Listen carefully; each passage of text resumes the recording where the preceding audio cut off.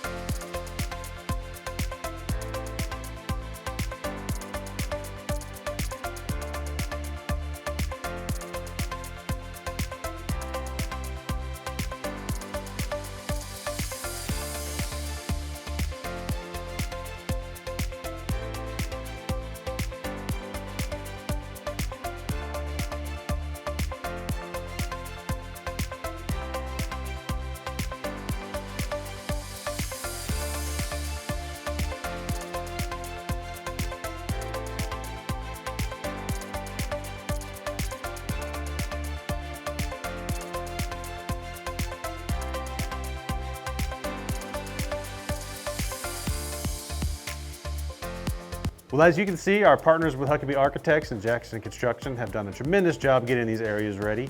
We're moving to our next phase of construction, which will run through the end of summer.